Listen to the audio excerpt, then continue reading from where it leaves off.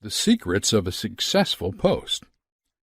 Now that you understand a bit how you can use Facebook to market your brand or really anything, it's time to look at some of the most common Facebook posting mistakes that marketers make.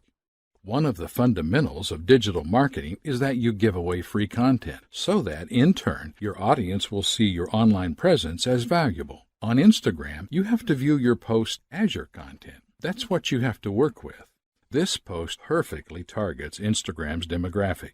Look at how it's been structured and try to decipher why it works. What I'm attempting to draw to your attention is that nothing is actually being sold. This post is a photo of a well-dressed model. Maybe the audience comes along and likes what she's wearing, and they think it's something they would like to wear. The audience then considers this quality content, so they comment, like, or follow. If you read the text, the audience is being asked to click a link and go to a blog. A lot of them are even tagging their friends, which creates a viral reach effect for traffic. Great post. Like I said before, it isn't selling a thing. Social media marketing is all about being social, and it's important that you measure the success of a post by the overall audience engagement. If you make content people are talking about, it will end up being shared around and as a result draw in a larger audience. From there, you can direct them down your marketing funnel, get them on your list, or do anything else you'd like. How is this engagement measured?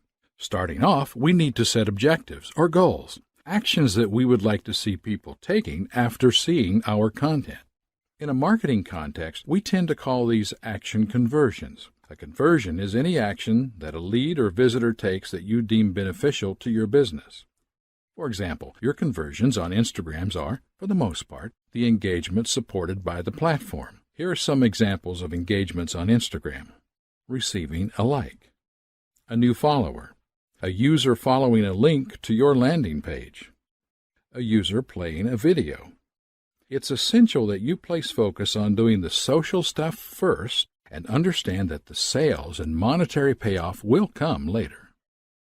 How to get people to do what we want. How would you normally get someone to do something for you?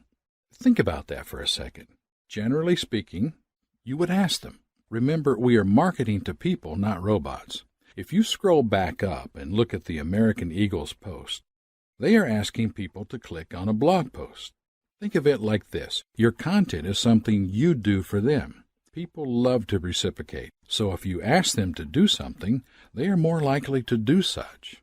Asking your audience to do something is commonly known as call to action, and you should have a call to action for all of your marketing efforts when applicable. Your call to action should be easy for the audience to act upon.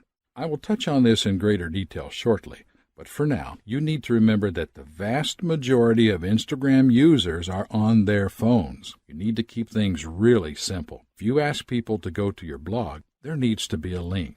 And when they arrive, your blog needs to be easy to navigate. This means it should be mobile-friendly to increase conversions. How to get your Instagram generating traffic. How would you normally get someone to do something for you? Social media marketing is truly a content game. At the end of the day, if you're taking bad photos with no context, then no one is going to pay any attention to your efforts. What I would recommend is that you take a long, hard look at the biggest players on Instagram and see what they're doing. Look at popular posts as well from accounts that you happen to follow. For example, Nike, National Geographic, the NBA. Study the marketing efforts of these companies. Nike uses a lot of video to further engage their audience, and National Geographic takes amazing photos. The NBA has the star factor of every NBA player to focus a lens on. So, what do all of these businesses have in common? They do what they do, and they do it well. They focus on what their demographic would enjoy and interact with. Nike does not take amazing photos like National Geographic, and National Geographic doesn't have hundreds of athletes to film. There is no one recipe for success. Find what you do well and do it the best you can. Ideas for content you can post include photos of your product, photos of people enjoying your product, quotes, infographics, and yes, even selfies. I recommend that you read this guide linked here if you're struggling for content ideas. As a general rule of thumb, most businesses start by posting photos of their product being enjoyed in some way. That is fine, but you want to move past doing just that if you want to further your audience engagement.